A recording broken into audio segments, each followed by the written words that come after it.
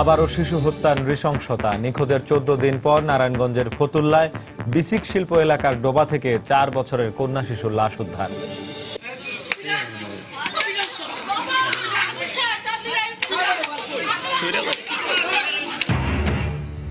প্রেমের কারণে বাড়ি ছেড়ে পালিয়ে যাওয়ায় শরীয়তপুরে কিশোর কিশোরীর ওপর অমানুষিক নির্যাতন। নারায়ণগঞ্জের রূপগঞ্জে 19 দিন শেকল দিয়ে বেঁধে 14 বছরের এক কিশোরকে নির্যাতন। লক্ষ্মীপুরে ভোটার তালিকার তথ্য নিয়ে অনিয়মের অভিযোগ এক ইউপি সদস্যের বিরুদ্ধে। দ্রুত পদক্ষেপ নেওয়ার আশ্বাস নির্বাচন কর্মকর্তার। দিনাজপুরের বিরল থেকে ভারতের রাধিকাপুর পর্যন্ত রেললাইন নির্মাণের কাজ শেষের পথে। আখাউড়া থেকে আগরতলা পর্যন্ত স্থাপনের উদ্যোগ। লাভবান হবে বাংলাদেশ, মত বিশেষজ্ঞদের। এবং টানা ছুটিতে দেশি বিদেশি পর্যটকদের পদভারে মুখরিত ছিল কক্সবাজার সমুদ্র সৈকত। 3 দিনে প্রায় 500 কোটি টাকার বেশি ব্যবসা হয়েছে দাবি ব্যবসায়ীদের।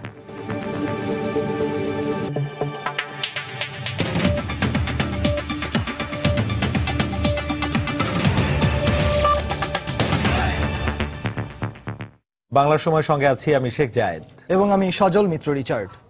কেরানীগঞ্জে আব্দুল্লাহ, গাজীপুরে সোলাইমান এবং হবিগঞ্জের বাহুবলে 4 শিশুর লাশ উদ্ধারের ঘটনার রেশ কাটতে না কাটতে এবার নারায়ণগঞ্জে লাশ হতে হলো 4 বছরের মাইরুনকে।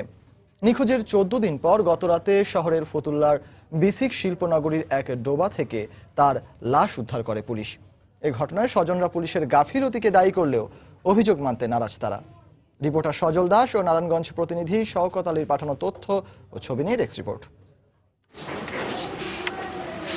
বিছানায় পড়ে আছে শিশু মাইরুন্নেসার ছড়া ও বর্ণমালা পরিচয়ের বই। খেলার ছলে এই বইগুলো নিয়েই সময় কাটত মা ও মেয়ে। কিন্তু তার মৃত্যুর খবরে এসব এখন শুধুই স্মৃতি। 8 ফেব্রুয়ারি ফতুল্লার কলাবাগান এলাকা থেকে নিখোঁজ হয় 4 বছরের মাইরুন্নেসা। বিভিন্ন জায়গায় খোঁজাখুঁজি করেও তাকে না পেয়ে 12 ফেব্রুয়ারি থানায় একটি সাধারণ ডায়েরি করে তার পরিবার। পাশাপাশি হারানো বিজ্ঞপ্তির লিফলেট তৈরি করে বিভিন্ন জায়গায় ছড়িয়ে দেন তারা। এত কিছুর পরও মেলেনি সন্ধান, তবু আশাহত হয়নি পরিবার। অবশেষে 14 দিন পর সোমবার রাতে বিসিক শিল্পনগরীর ফায়ার সার্ভিস স্টেশনের পাশের ডোবা থেকে মেয়ের গলিত লাশ উদ্ধারের খবরে কান্নায় ভেঙে পড়েন বাবা মা। বল তুলতে যে দেখি যে মানুষের কাল্লা, তাছাড়া আমরা বলি মানুষের কাল্লা, মানুষ সবাই শুনে শুনে হয়ে গেল। তাছাড়া পুলিশ আসলেন, গিয়ে দেখলাম যে একটা মাথা দেখা যাচ্ছে শুধু, আর কিছুই নাই তেমন দেখার।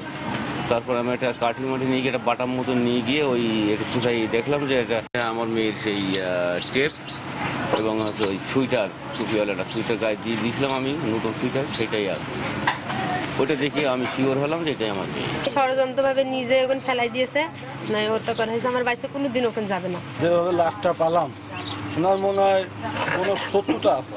এদিকে ময়নাতদন্তের পরেই এটি পরিকল্পিত হত্যাকাণ্ড কিনা সে বিষয়ে নিশ্চিত হওয়া যাবে বলে জানিয়েছে পুলিশ। মৃত্যুর সঠিক কারণ নির্ণয়ের জন্য আমরা হাসপাতালে প্রেরণ করি। তবে হাসপাতাল থেকে মৃত্যুর প্রকৃত কারণ নির্ণয় হয়ে যখন আসবে, তারপর আমরা আইনগত ব্যবস্থা নেব যে কোনটা আসলে মৃত্যুর প্রকৃত কারণটা আমরা জানতে পারবো। আর এর মধ্যে আমরা একটা অপমৃত্যু নিয়েছি। গত 29 জানুয়ারি নিখোঁজের 4 দিন পর কেরানীগঞ্জে শিশু আব্দুল্লাহ, গত 12 ফেব্রুয়ারি হবিগঞ্জের বাহুবলে নিখোঁজের 5 দিন পর 4 শিশু এবং 16 ফেব্রুয়ারি গাজীপুরে নিখোঁজের 2 দিন পর শিশু সোলাইমানের লাশ উদ্ধার করে পুলিশ। সময় সংবাদ, নারায়ণগঞ্জ। এদিকে নারায়ণগঞ্জের রূপগঞ্জে জামদানি পল্লীতে 14 বছরের এক কিশোরকে 19 দিন শেকল দিয়ে বেঁধে নির্যাতনের অভিযোগ উঠেছে। পুলিশ জানায় কিশোরকে বেঁধে নির্যাতন করা হচ্ছে এমন অভিযোগের ভিত্তিতে রূপগঞ্জের জামদানি পল্লীতে গত রাতে অভিযান চালানো হয়। পরে জামদানি পল্লীর একটি কারখানা থেকে কিশোরকে উদ্ধার করেন তারা। এ সময় অভিযুক্ত জামদানি কারখানার মালিক আক্তার হোসেনকেও গ্রেপ্তার করা হয়।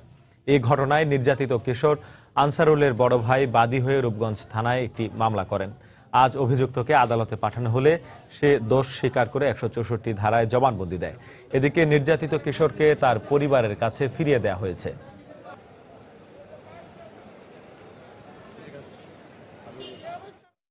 তোমাকে টাকা ছাড়া ছাড়ব না, টাকা দিলে তারপরে ছাড়ব। যতদিন কাজ করতেছ ততদিন এইভাবেই কাজ করাবো, সেকল দিয়ে বান্ধা রেখা। তো এই সংবাদ পাওয়ার পর দ্রুত আমাদের অফিসাররা ওখানে যায় এবং ওখানে যাওয়ার পরে তাকে ওখান থেকে উদ্ধার করে এবং যে আক্তার তাকে আটক করে কাজ করাচ্ছিল 19 দিন যাবৎ, তাকেও আটক করে। আর এই অপরাধের জন্য তার বিরুদ্ধে মামলা গ্রহণ করা হয়েছে এবং তাকে কোর্টে প্রেরণ করা হয়েছে।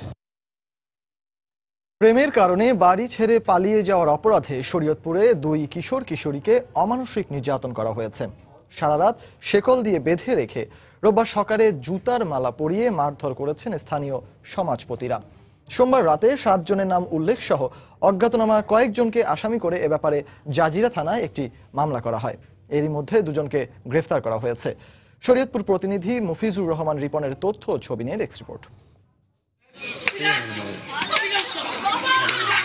শরীয়তপুরের একটি স্কুল মাঠে রোববার সকালে এভাবেই 2 কিশোর কিশোরীকে চরম মারধরের পর জুতার মালা পরিয়ে দেয় স্থানীয় সমাজপতিরা।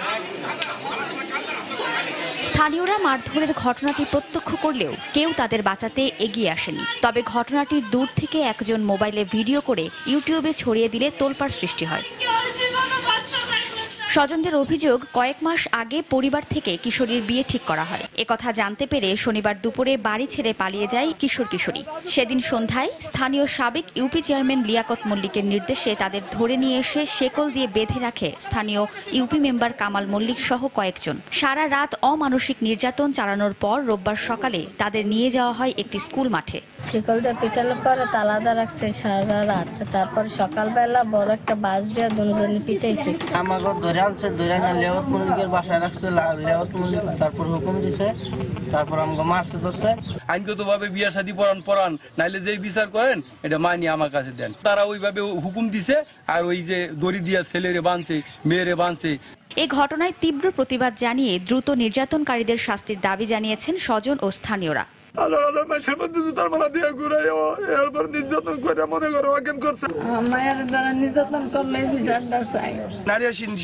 নির্যাতন করছে, তাদের বিচার করেন, আইনের আওতায় নেওয়ার জন্য আমরা চেষ্টা করেন, সহযোগিতা করেন। এদিকে ঘটনাস্থল পরিদর্শন করে জড়িতদের বিরুদ্ধে ব্যবস্থা নেওয়ার আশ্বাস দিয়েছেন পুলিশের কর্মকর্তা। অফিসার ইনচার্জ সাহেবকে অবহিত করা হয়েছে এবং সিনিয়র অন্যান্য যারা আছে এদেরকে আমাদের বলা হয়েছে, আমরা এই ব্যাপারে আইনগত ব্যবস্থা গ্রহণ করছি। এ ঘটনায় সোমবার রাতে 7 জনের নাম উল্লেখ সহ অজ্ঞাতনামা কয়েকজনকে আসামি করে জাজিরা থানায় একটি মামলা দায়ের করা হয়। সময় সংবাদ, শরীয়তপুর। কিছু বিচ্ছিন্ন ঘটনার জন্য পুরো নির্বাচন ব্যবস্থাকে প্রশ্নবিদ্ধ করাটা দুঃখজনক বলে মন্তব্য করেছেন নির্বাচন কমিশনার ব্রিগেডিয়ার জেনারেল অবসরপ্রাপ্ত মোহাম্মদ জাবেদ আলী। দুপুরে পিরোজপুরে ইউনিয়ন পরিষদ নির্বাচন উপলক্ষে জেলা পর্যায়ে প্রস্তাবিত পর্যালোচনা সভায় এই কথা বলেন তিনি। এ সময় তিনি বলেন, সুষ্ঠু নির্বাচনের স্বার্থে কমিশন সব ধরনের ব্যবস্থা গ্রহণ করবে। বিচ্ছিন্ন ঘটনার জন্য পুরো প্রক্রিয়াকে প্রশ্নবিদ্ধ করা এটা দুঃখজনক হবে।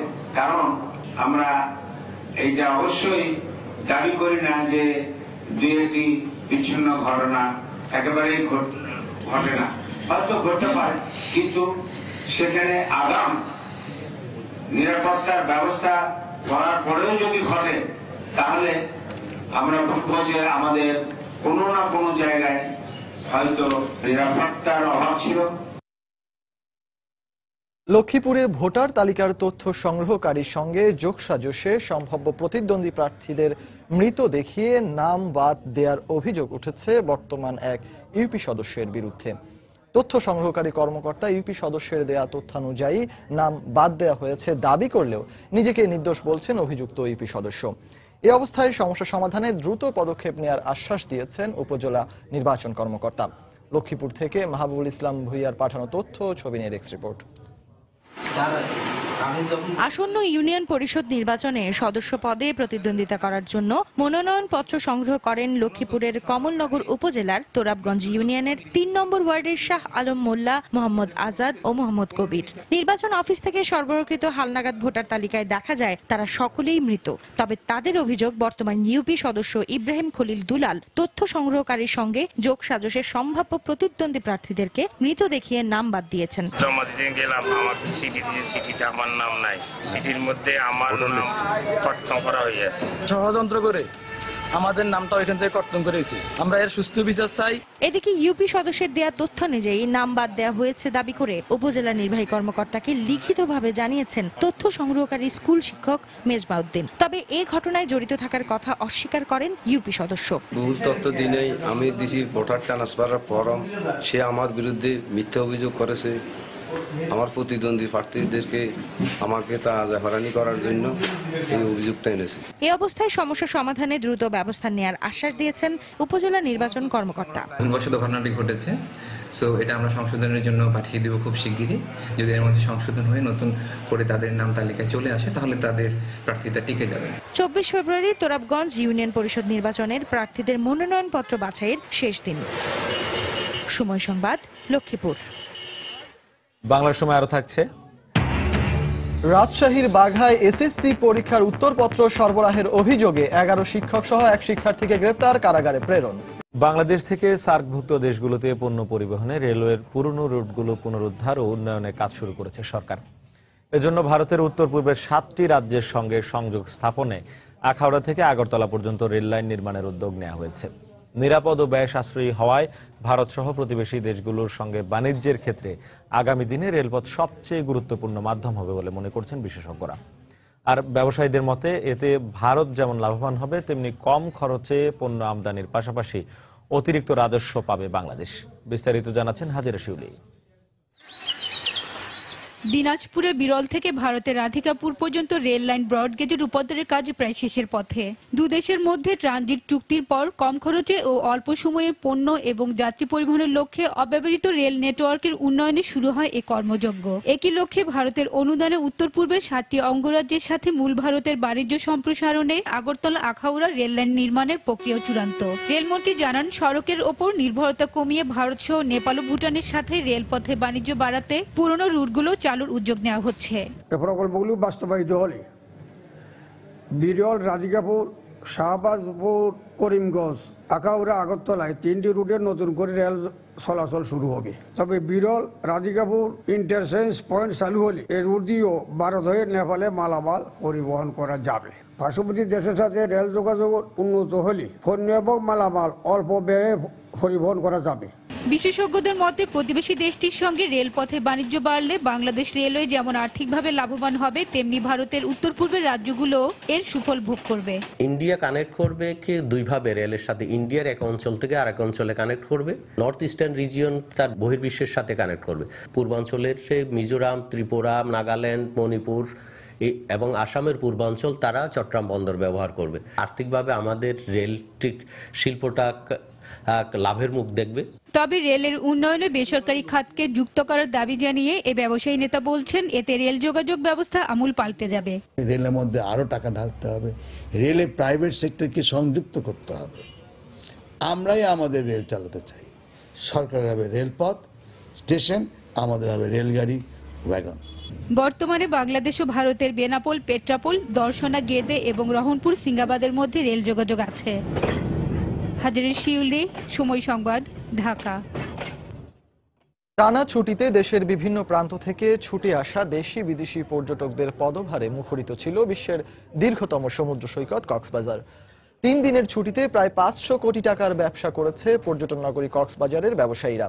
এদিকে ব্যবসায়ীরা বলছেন, এই অবস্থা অব্যাহত থাকলে পর্যটন মৌসুমের পরও কক্সবাজারে পর্যটকরা ভিড় করবে। সুজাউদ্দিন রুবেলের তথ্য ও মোহাম্মদ ফরাজের ছবি নিয়ে ডেস্ক রিপোর্ট। টানা ছুটি হলেই সমুদ্র সৈকত কক্সবাজারে ছুটে আসেন বিনোদন প্রেমীরা। আন্তর্জাতিক মাতৃভাষা দিবসকে উপলক্ষ করে টানা 3 দিনের ছুটিতে প্রায় 2 লাখ পর্যটক ভিড় করেন এখানে। সৈকতের 8টি পয়েন্টে সব বয়সের মানুষের পদচারণায় এটি পরিণত হয় মিলন মেলায়। সমুদ্র সৈকতে স্নান, ঘুরে বেড়ানো, ছবি তোলা ও হই হুল্লোড়ে কেটেছে পর্যটকদের প্রতিটি মুহূর্ত।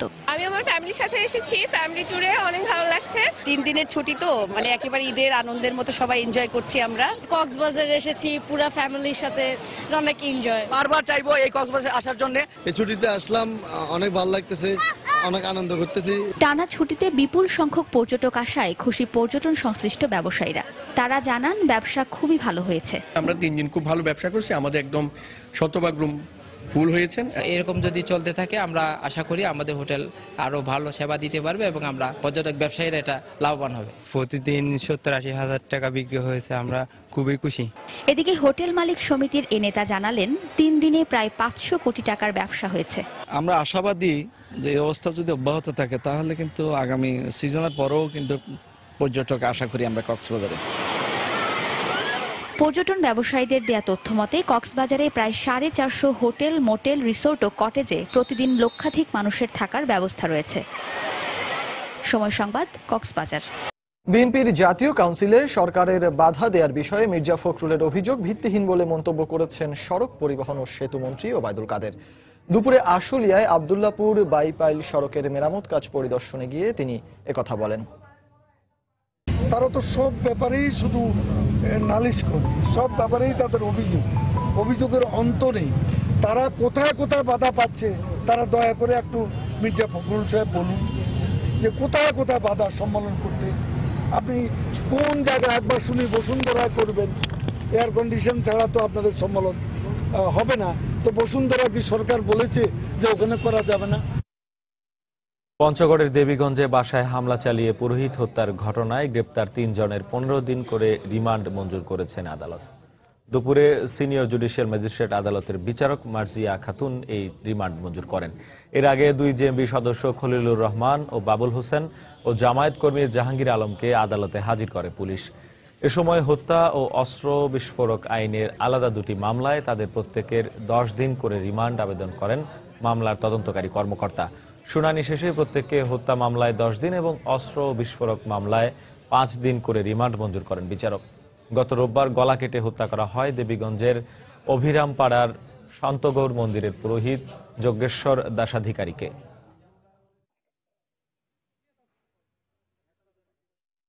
দুটি মামলায় আদালতের কাছে তদন্তকারী কর্মকর্তা 20 দিনের রিমান্ড চেয়েছেন। আদালত সন্তুষ্ট হয়ে নরহত্যা মামলায় 10 দিনের রিমান্ড মঞ্জুর করেছেন এবং অস্ত্র এবং বিস্ফোরক আইনের মামলায় বিজ্ঞ আদালত 5 দিন রিমান্ড মঞ্জুর করেছেন। এদিকে পঞ্চগড়ের দেবীগঞ্জে মন্দিরের পুরোহিত হত্যার প্রতিবাদে মানববন্ধন করেছে রংপুর হিন্দু বৌদ্ধ খ্রিস্টান ঐক্য পরিষদ। বিকেলে নগরীর 0 পয়েন্ট এলাকায় কাছাড়ি বাজারে এ কর্মসূচি পালন করা হয়। এতে ব্যানার, ফেস্টুন সহ সংগঠনের নেতা কর্মী সহ বিভিন্ন শ্রেণী পেশার মানুষ অংশ নেন। এ সময় বক্তারা অবিলম্বে হত্যাকারীদের গ্রেফতার করে দৃষ্টান্তমূলক শাস্তির দাবি জানান।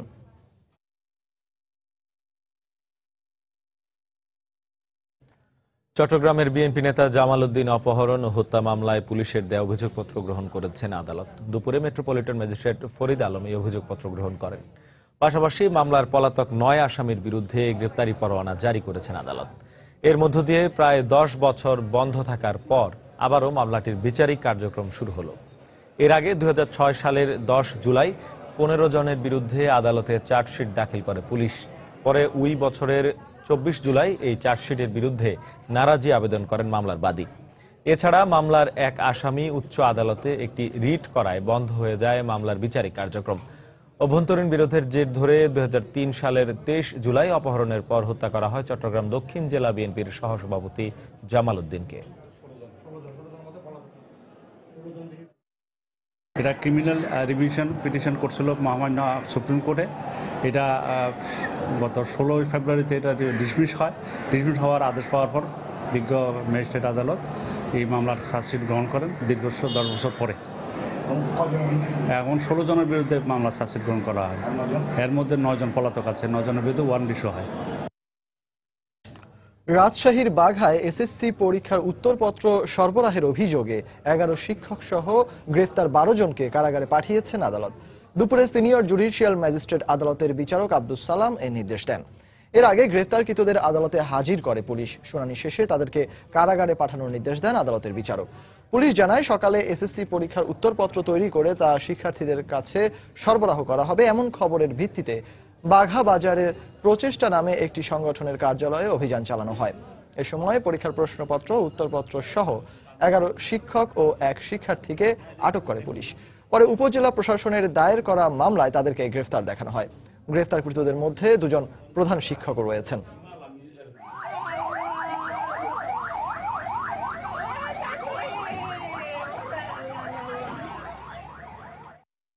বাগা উপজেলার বিভিন্ন শিক্ষা প্রতিষ্ঠানের 2 জন প্রধান শিক্ষক সহ 11 জনকে শিক্ষককে অ্যারেস্ট করা হয় এবং এর সাথে একজন ছাত্র যা নিউ 10-এ পড়ে বলে জানায়, ওদেরকে অ্যারেস্ট করা হয়।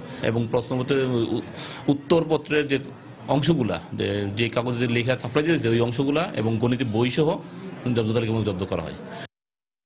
বাংলার সময় আরো থাকছে। নীলফামারীর জলঢাকায় 900 বছরের পুরনো পাল আমলের বৌদ্ধ মন্দিরের সন্ধান, পর্যটন এলাকা ঘোষণার দাবি এলাকাবাসীর। গাইবান্ধার পলাশবাড়িতে এক আওয়ামী লীগ নেতাকে নিয়ে ফেসবুকে আপত্তিকর মন্তব্য করার অভিযোগে এক সাংবাদিককে গ্রেপ্তার করেছে পুলিশ। গত রাতে তাকে গ্রেপ্তার করা হয়। এ ঘটনায় আরও 3 সাংবাদিকের কম্পিউটার জব্দ করা হয়েছে। পুলিশ জানায়, উপজেলা আওয়ামী লীগের সাংগঠনিক সম্পাদক শামিকুল ইসলাম লিপনের বাড়িতে 3 জামায়াত নেতার বৈঠক হয়েছে দাবি করে সামাজিক যোগাযোগ মাধ্যম ফেসবুকে স্ট্যাটাস দেন স্থানীয় সাংবাদিক আমিরুল ইসলাম ও ফেরদৌস মিয়া। এ ঘটনায় তাদের বিরুদ্ধে পলাশবাড়ি থানায় তথ্য প্রযুক্তি আইনে একটি মামলা করেন আওয়ামী লীগ নেতা লিপন। পরে রাতেই সাংবাদিক আমিরুলকে গ্রেপ্তার করে পুলিশ। এ সময় বায়েজিদ, মাসুদ রানা ও মোমিনুর রশিদ নামে 3 সাংবাদিকের কম্পিউটার জব্দ করা হয়।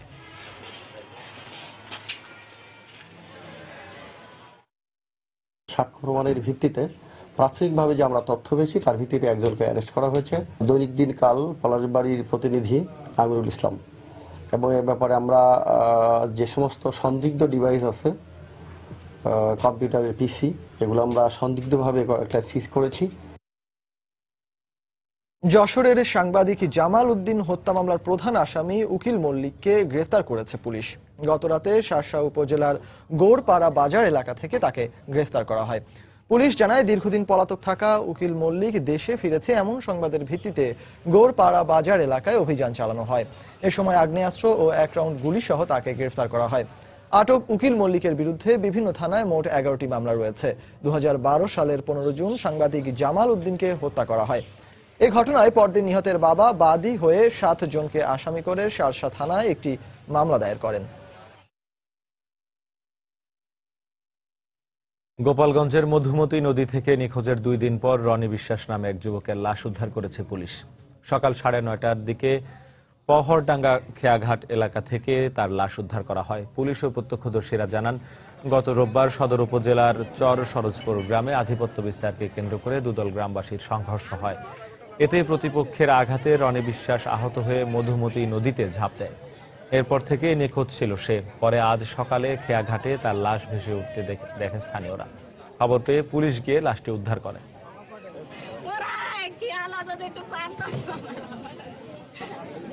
চট্টগ্রামে ভয়াবহ আগুনে অন্তত 40টি বসতঘর পুড়ে গেছে। দুপুরে নগরীর সেবক কলোনিতে এই অগ্নিকাণ্ডের ঘটনা ঘটে।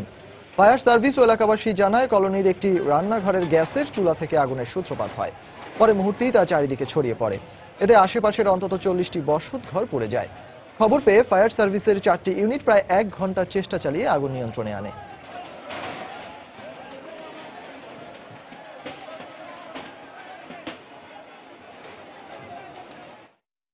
গ্যাসের থেকে কাপড় লাগছে, কাপড় থেকে পুরা বাঁশের মধ্যে লেগে তারপর সব জায়গায় আগুন লেগে গেছে। আসার পর দেখি যে আগুনের প্রজ্বলনটা অনেক বেশি। আমরা 2টা ইউনিট 4 দিক থেকে আক্রমণ করি আগুনকে, তারপর আমরা আগুন নিভাতে সক্ষম হই। এখন পরিস্থিতি স্বাভাবিক, আগুন আমাদের পূর্ণ নিয়ন্ত্রণে। আমাদের লোক এখনো কাজ চলছে, এখনো পূর্ণাঙ্গ শেষ হয় না আমাদের কাজ। ভোলা লালমোহনে নাশকতার পরিকল্পনার অভিযোগে জেলা জামায়াতের আমির সহ 35 নেতাকর্মীকে আটক করেছে পুলিশ। সকালে লাঙ্গলখালী এলাকায় একটি বাসায় অভিযান চালিয়ে তাদেরকে আটক করা হয়।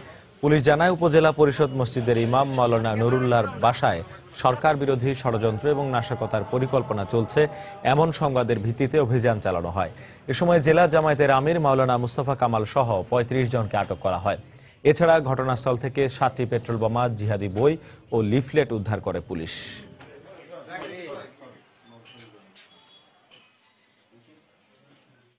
আমরা ওইখানে অভিযান চালাই এবং সেখানে আমরা জানি যে আপনার ভোলা জেলা আমিরের নেতৃত্বে একটা নাশকতামূলক ষড়যন্ত্র চলছে। ফলশ্রুতিতে আমরা অভিযান চালিয়ে আমরা 35 জনকে স্পটে গ্রেপ্তার করি এবং গ্রেপ্তার করে তাদেরকে থানায় নিয়ে এসে আপনারা দেখতে পাচ্ছেন যে কিছু পেট্রোল বোমা সহ সরকার বিরোধী কিছু লিফলেট এগুলো আমরা উদ্ধার করি সেখান থেকে। এরপরে আমরা আসলে এখন তদন্ত সাপেক্ষে আমরা আইনগত বা পরবর্তী ব্যবস্থা গ্রহণ করব। সাগরে জলদস্যুদের উৎপাত বন্ধে কার্যকর পদক্ষেপ নেওয়ার দাবিতে বরগুনায় বিক্ষোভ মিছিল ও মানববন্ধন করেছেন মৎস্যজীবীরা। সকালে পাথরঘাটা মৎস্য অবতরণ কেন্দ্র থেকে একটি বিক্ষোভ মিছিল বের করা হয়। মিছিলটি বিভিন্ন সড়ক প্রদক্ষিণ করে শহরের গোলচত্র এলাকায় গিয়ে শেষ হয়। পরে সেখানে মানববন্ধন করেন মৎস্যজীবীরা। ঘণ্টাব্যাপী এ কর্মসূচি থেকে জলদস্যুদের হাতে নির্যাতনের শিকার পরিবারগুলোকে ক্ষতিপূরণ দেওয়ার দাবি করেন বক্তারা। পাশাপাশি সাগরে জলদস্যু নির্মূলে পদক্ষেপ না নেওয়া হলে কঠোর কর্মসূচির হুঁশিয়ারি দেন তারা। 21-এর প্রথম প্রহরে যশোর সরকারি MM কলেজের শহীদ মিনারে বোমা হামলার প্রতিবাদে মানববন্ধন করেছে শিক্ষার্থীরা। দুপুরে কলেজ ক্যাম্পাসে এই মানববন্ধন অনুষ্ঠিত হয়। সাধারণ শিক্ষার্থীদের ব্যানারে আয়োজিত এই কর্মসূচিতে শিক্ষকরাও অংশ নেন। এ সময় বক্তারা সাধারণ ছাত্রদের বিরুদ্ধে মামলা প্রত্যাহার করে বোমা হামলার ঘটনায় জড়িতদের দ্রুত গ্রেপ্তারের দাবি জানান। পাশাপাশি আটককৃত শিক্ষার্থীদের মুক্তি ও পুলিশ সুপারকে অবিলম্বে অপসারণের দাবি জানানো হয় মানববন্ধন থেকে।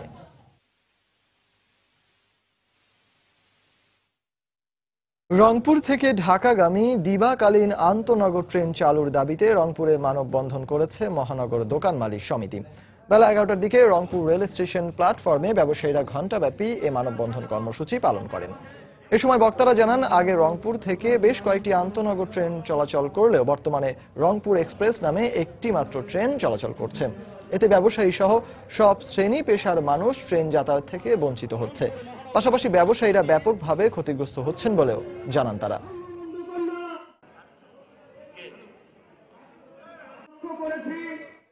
নড়াইলের কালিয়া উপজেলার 3টি গ্রামে বিদ্যুৎ সংযোগ দেওয়া হয়েছে।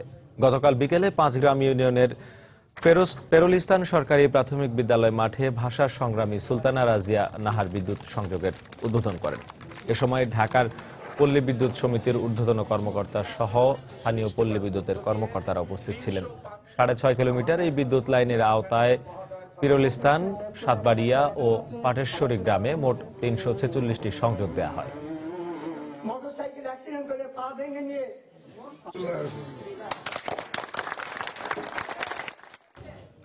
যান্ত্রিক ত্রুটির কারণে ব্রাহ্মণবাড়িয়ার আশুগঞ্জ সার কারখানার উৎপাদন কাজ বন্ধ রয়েছে। সকাল 8টা থেকে বন্ধ হয়ে যায় সার উৎপাদন। আশুগঞ্জ সার কারখানার মহাপরিচালক ওমর খৈয়াম জানান, সকালে সিঙ্গেস কম্প্রেসারের বয়লারের পাইপে হঠাৎ করে সমস্যা দেখা দেয়। এ কারণে সার উৎপাদন সাময়িকভাবে বন্ধ ঘোষণা করা হয়। তবে প্রকৌশলীরা সমস্যা সমাধানের চেষ্টা চালিয়ে যাচ্ছেন বলে জানানো হয়। এদিকে দেশের অন্যতম বৃহৎ এ কারখানায় প্রতিদিন 1200 মেট্রিক টন ইউরিয়া সার উৎপাদন করা হয়। সমন্বয়হীনতার পাশাপাশি বিক্ষিপ্তভাবে আয়োজনের কারণে বন্দরনগরী চট্টগ্রামে বইমেলাগুলো অনেকটা দর্শনার্থী এবং পাঠক শূন্য। সেই সঙ্গে প্রতিষ্ঠিত প্রকাশনা সংস্থাগুলোর অংশগ্রহণ না থাকায় ভাষার মাস ফেব্রুয়ারিতে আয়োজিত এসব মেলা নিয়ে সাধারণ মানুষেরও তেমন আগ্রহ নেই। বর্তমানে নগরীতে বিশাল পরিসরে 2টি বইমেলা চলছে। বিস্তারিত জানাচ্ছেন পার্থপ্রতিম বিশ্বাস। ভাষার মাস আসলেই রাজধানী ঢাকায় বাংলা একাডেমির আয়োজনে শুরু হয় মাসব্যাপী বইমেলা। পরিকল্পিত আয়োজনের কারণে সেখানে লোক সমাগম হয় বেশি, কিন্তু সেক্ষেত্রে পুরোপুরি বিপরীত চট্টগ্রামের বইমেলাগুলোর চিত্র। কোনো নির্ধারিত সময়ের তোয়াক্কা না করে নানা সংগঠন নানা নামে যখন ইচ্ছে তখন শুরু করছে বইমেলা। নগরীর ডিসি হিল এবং শহীদ মিনার চত্বরে চলছে 2টি বইমেলা। নগরবাসীর যেমন বইমেলা সম্পর্কে নেই কোনো আগ্রহ, তেমনি মেলায় বইপ্রেমীদের উপস্থিতি নেই বললেই চলে। নিত্য নতুন সৃজনশীল বইগুলো আসছে ওখানে ঢাকায়, কিন্তু আমাদের চট্টগ্রামে কিন্তু সেক্ষেত্রে অনেক দূর পিছিয়ে আছে। শুধু নাম করা রাইটারদের বই দিয়ে যদি একটা বই মেলা জাস্ট একটা বইয়ের দোকান দিলে হইতো। প্রকাশনা সংস্থাগুলো কিন্তু ঢাকার, তাদের যে মিলন মেলাটি ঘটে সেটি ঢাকার বইমেলায় ঘটে। চট্টগ্রামের বইমেলায় তাদের কোনো উপস্থিতি আমরা পাই না। বইমেলা মানে লেখক ও পাঠকের সমাবেশের পাশাপাশি নতুন নতুন বইয়ের সমাহার, কিন্তু নগরীর বইমেলাগুলোতে বইয়ের চেয়ে খাবারের দোকানের সংখ্যাই বেশি। এক্ষেত্রে হাতে গোনা কয়েকটি প্রকাশনা সংস্থা অংশ নিলেও তাদেরও অভিযোগের শেষ নেই মেলার ব্যবস্থাপনা নিয়ে। সিটি কর্পোরেশন করছে খুব ভালো ব্যাপার, এটা খুব পজিটিভ সাইড, এটা সম্ভাবনা আছে একটা। কিন্তু অন্য যেগুলো হয় সেটার মধ্যে পেশাদারিত্বের অভাব আছে, এবং এরা আমার ধারণা হচ্ছে বইমেলার জন্য বইমেলা করে না এরা, কিন্তু ওনাদের লক্ষ্য থাকে অন্য। এ ধরনের আয়োজনকে সফল করতে একটি নির্দিষ্ট সময়ে সারা দেশের প্রকাশকদের এনে বইমেলা আয়োজন করা দরকার বলে মনে করেন এ লেখক। পাঠক, প্রকাশক এবং লেখক এদের সম্মিলনে একটি সত্যিকারের বইমেলা হয়ে গড়ে উঠলে আমার মনে হয় নতুন বইও পাঠক পাবেন এবং পাঠক এই মেলায় আসতে আগ্রহী হবেন। 21শে মেলার আয়োজনে গত 8 ফেব্রুয়ারি থেকে নগরীর ডিসি হিল এবং সিটি কর্পোরেশনের উদ্যোগে 17 ফেব্রুয়ারি থেকে শহীদ মিনার চত্বরে চলছে বইমেলা। পার্থপ্রতিম বিশ্বাস, সময় সংবাদ, চট্টগ্রাম। বাংলাদেশ কৃষি বিশ্ববিদ্যালয়ের 7ম সমাবর্তন অনুষ্ঠিত হয়েছে। দুপুরে বিশ্ববিদ্যালয়ের শিল্পাচার্য জয়নুল আবেদীন মিলনায়তনে এর সমাবর্তনের আয়োজন করা হয়। এতে প্রধান অতিথি হিসেবে বক্তব্য রাখেন বিশ্ববিদ্যালয়ের আচার্য রাষ্ট্রপতি মোহাম্মদ আব্দুল হামিদ। অনুষ্ঠানে সমাবর্তন বক্তা হিসেবে বক্তব্য রাখেন ইউনিভার্সিটি অব এশিয়া প্যাসিফিকের উপাচার্য অধ্যাপক জামিলুর রেজা চৌধুরী। এ সময় বিশ্ববিদ্যালয়ের উপাচার্য, ধর্মমন্ত্রী ও বিশ্ববিদ্যালয় মঞ্জুরি কমিশনের চেয়ারম্যান বক্তব্য রাখেন। এবারের সমাবর্তনে 1919 জন শিক্ষার্থীকে স্নাতক এবং 2851 জন শিক্ষার্থীকে স্নাতকোত্তর ডিগ্রি দেয়া হয়। এছাড়া 38 জন শিক্ষার্থীকে পিএইচডি ডিগ্রি দেয়া হয়।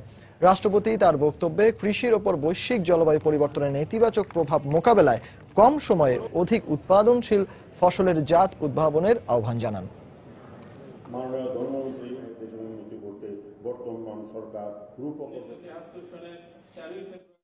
দীর্ঘমেয়াদী উন্নয়ন যুদ্ধে জয়লাভের জন্য কৃষি ও কৃষকের উন্নয়ন অপরিহার্য। কেননা বাংলাদেশের অর্থনৈতিক উন্নয়ন অর্জন ও স্থিতিশীলতা সংরক্ষণে কৃষির ভূমিকাই মুখ্য। বর্তমান সরকারের নিরলস প্রচেষ্টায় জলবায়ু পরিবর্তনজনিত বৈরিতা মোকাবেলা করে খাদ্যশস্য উৎপাদনে বাংলাদেশ আজ বিশ্বে একটি বিরল দৃষ্টান্ত স্থাপন করছে। তাই বাংলাদেশের ক্রমবর্ধমান উন্নয়ন অগ্রগতির ধারাকে আরও এগিয়ে নেওয়ার জন্য আমি কৃষিখাতের উন্নয়নকে ত্বরান্বিত করতে কৃষক, কৃষিবিদ, কৃষি বিজ্ঞানী সহ সংশ্লিষ্ট সকলকে সম্মিলিত প্রয়াস চালনের উদ্যত আহ্বান জানাচ্ছি। নীলফামারীর জলঢাকায় 900 বছরের পুরনো বৌদ্ধ মন্দিরের সন্ধান পেয়েছে প্রত্নতত্ত্ব অধিদপ্তর। উপজেলার গড় ধর্মপাল এলাকায় প্রায় 1.5 মাস খনন কাজ চালিয়ে পাল আমলের বৌদ্ধ মন্দিরের এই ধ্বংসাবশেষের সন্ধান পাওয়া যায়। উদ্ধার কাজে নিয়োজিত প্রত্নতত্ত্ব অধিদপ্তরের একজন বিশেষজ্ঞ জানান, কামরূপের রাজা হর্ষপাল দেবের ছেলে ধর্মপাল তার শাসনামলে এই বৌদ্ধ মন্দিরটি নির্মাণ করেন। জাদুঘর স্থাপন সহ স্থানটিকে পর্যটন এলাকা হিসাবে ঘোষণা দেওয়ার দাবি জানিয়েছে এলাকাবাসী।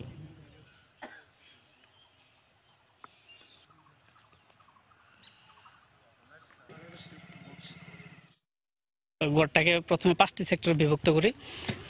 5টি সেক্টরে খনন কাজ শুরু করেছিলাম, কিন্তু প্রথম 4টি সেক্টর আমরা তেমন কোনো প্রত্নতাত্ত্বিক গুরুত্বপূর্ণ এভিডেন্স পাই নাই। 5ম সেক্টরতে এসে আমরা শেষের পর্যায়ে একটা বৌদ্ধ মন্দির উন্মোচিত করতে পারছি।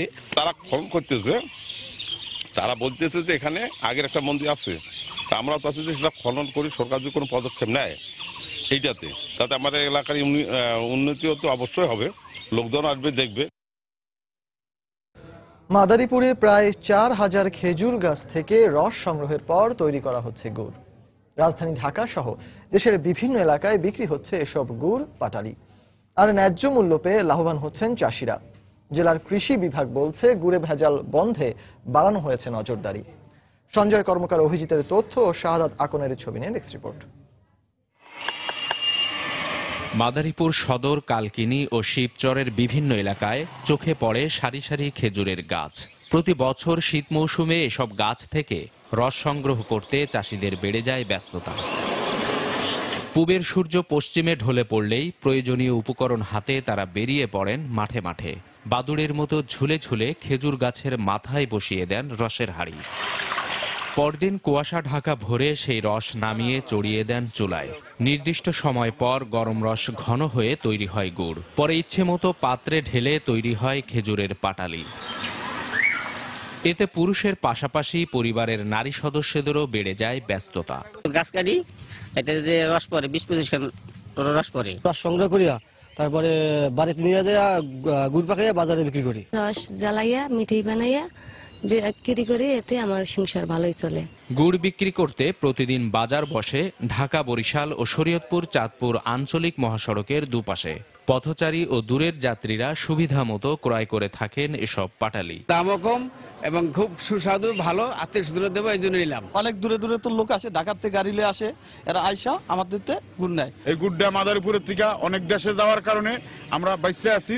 সুস্বাদু গুড়কে ভেজাল মুক্ত রাখতে মাঠ পর্যায়ে নজরদারির কথা জানালেন জেলার কৃষি বিভাগের কর্মকর্তা। এই গুড় যাতে নির্ভেজাল ভাবে তৈরি করতে পারে, এই জন্য মাঠ পর্যায়ে কৃষি সম্প্রসারণ পর্যায়ের কর্মকর্তাগণ প্রয়োজনীয় পরামর্শ প্রদান করেন এবং এই গুড় অধিক লাভে কৃষকগণ দূর দূরান্ত এলাকায় বিক্রি করে। মাদারীপুরে শতাধিক চাষি প্রতিদিন 3000 কেজি গুড় তৈরি করছেন, আর প্রতি কেজি পাটালি গুড় বিক্রি হচ্ছে 70 থেকে 80 টাকা দরে। সময় সংবাদ, মাদারীপুর। বাংলা সময়ের শীর্ষ সংবাদগুলো জানিয়ে দিচ্ছে আরেকবার। আবারও শিশু হত্যার নৃশংসতা। নিখোঁজের 14 দিন পর নারায়ণগঞ্জের ফতুল্লায় বিসিক শিল্প এলাকার ডোবা থেকে 4 বছরের কন্যা শিশুর লাশ উদ্ধার।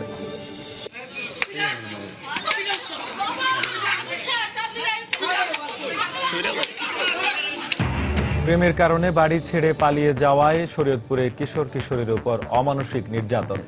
নারায়ণগঞ্জের রূপগঞ্জে 19 দিন শেকল দিয়ে বেঁধে 14 বছরের এক কিশোরকে নির্যাতন। লক্ষ্মীপুরে ভোটার তালিকার তথ্য নিয়ে অনিয়মের অভিযোগ এক ইউপি সদস্যের বিরুদ্ধে, দ্রুত পদক্ষেপ নেয়ার আশ্বাস নির্বাচন কর্মকর্তার। দিনাজপুরের বিরল থেকে ভারতের রাধিকাপুর পর্যন্ত রেললাইন নির্মাণের কাজ শেষের পথে। আখাউড়া থেকে আগরতলা পর্যন্ত স্থাপনের উদ্যোগ। লাভবান হবে বাংলাদেশ, মত বিশেষজ্ঞদের। এবং টানা ছুটিতে দেশি বিদেশি পর্যটকদের পদভারে মুখরিত ছিল কক্সবাজার সমুদ্র সৈকত। 3 দিনে প্রায় 500 কোটি টাকার ব্যবসা হয়েছে দাবি ব্যবসায়ীদের। এই ছিল বাংলা সময়। যে কোনো খবর পেতে ভিজিট করুন সময়নিউজ.tv। এছাড়া এই মাত্র পাওয়া খবর আপনার মোবাইলে পেতে SMS করুন *SN লিখে পাঠিয়ে দিন 1624 নম্বরে। সঙ্গে থাকুন সময়ের।